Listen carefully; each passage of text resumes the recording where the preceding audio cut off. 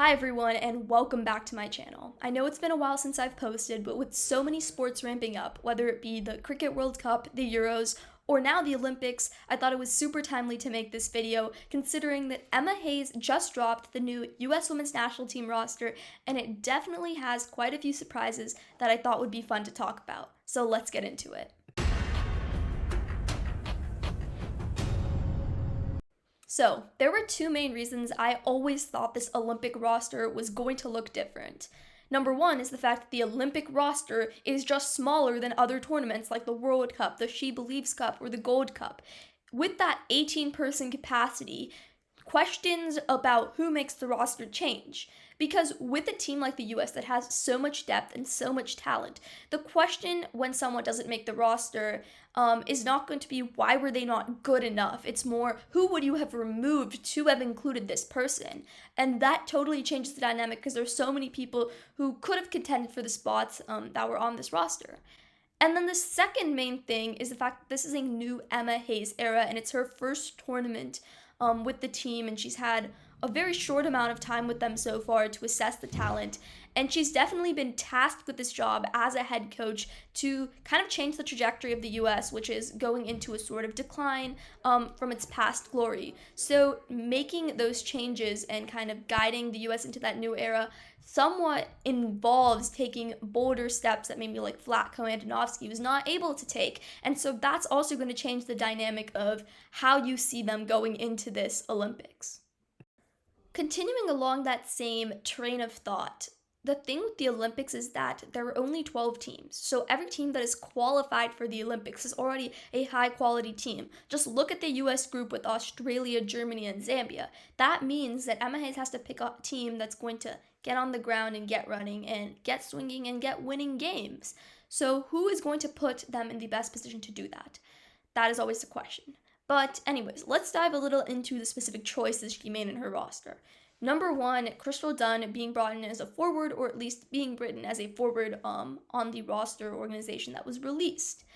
I think her versatility is definitely deserving of this position.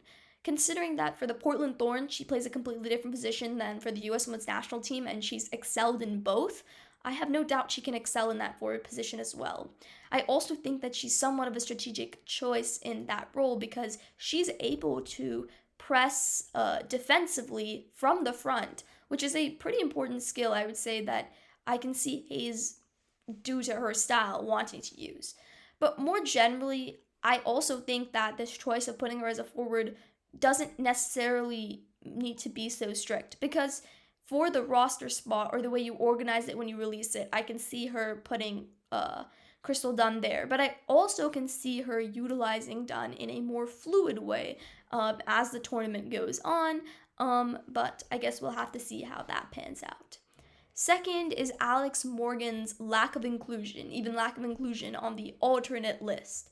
Now, this really marks a new era. I think this has always been a question in the past few rosters for both, whether it be Vlatko, whether it be Kilgore, as these past few tournaments the US has played, should she be making these rosters? And I don't think any coach has taken such a bold move yet to completely remove her from the roster. Now, I think this shows Emma Hayes' belief that radical change is necessary to push the US into a new era amidst their decline on the world stage. But I also think it kind of shows that she's not the kind of person who's be like, I'll keep older players around for their leadership skills even if they're not in form. No, she's only bringing players who are in form and who she thinks can get the job done because, as I said, there's no time to warm up in an Olympic tournament. You have to bring people who are ready to come out swinging. Anyways, that brings me into the third point, which is the fact that Lynn Williams is also not in the squad, even though she has been a very talked about player. Again, as I brought up in the beginning, the question is like, who would you remove from the roster to keep her on it? And then it just comes down to like who's best in the position now and for the kind of way that Emma Hayes is shaping this team. And when you see omissions from the squad, such as Abby Dahlkemper and Christy Mewis, it indicates somewhat of a shift to wanting to focus on younger talent. Now, when I looked at the roster, I noticed that each kind of position has like two veteran or older players and then a mix of younger talent. So if you look at like the defenders, you see Kruger and Sonnet, who bring a little bit more experience. For the midfielders, you see Lavelle and Horan. For the forwards, you see Swanson and Dunn. And I think that overall it shows that there isn't room in Emma Hayes' team for too many older players. She wants to, have a little bit of those leadership skills, but also leave most of the room for younger talent to develop. And that's why she structured her squad in such a way that it doesn't leave room for these older veterans who still do have a lot of skill, and probably will be somewhat in the mix for a while. Well, those are my main thoughts, but I had a few miscellaneous thoughts here and there. Defensively, I think the Girma-Tierna Davidson partnership is going to be very interesting. And considering that we saw Girma's injury during the She Believes Cup, we haven't seen this partnership for too long. But I think that Davidson, considering what we've seen of her, is probably Girma's best center back prospect. So it's going to be exciting to see how they gel together. Especially for, projecting the U.S. women's national team's center back combo in the future. Other than that, there's a lot more omissions to this roster that you can note, whether it be people who were on the World Cup roster like Ashley Sanchez, Sofia Huerta, or people who were on the bubble that we talked about quite a bit at the World Cup like Ashley Hatch. But then there's also Alyssa Thompson. She made that World Cup roster, then she had injuries that were, not timely, obviously, for the Gold Cup and She Believes Cup. Didn't have that time to showcase her abilities. And then, Swanson's back on the mix.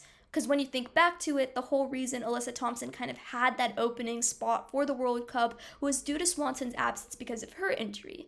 So now, given Swanson's back and some other players who were injured are back, how does Thompson still fit into the mix? We're going to have to see going into the future. But I think the main thing to note from this roster is that it's very different than the World Cup roster and even more recent rosters we've seen this year.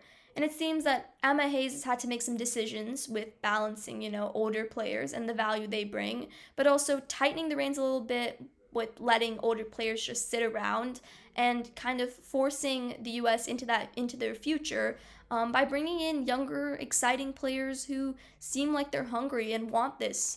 And I think we're going to have to see whether in the future this works for the U.S. and whether this risk ultimately pays off at this tournament or at least sets the tone and the grounds for the future.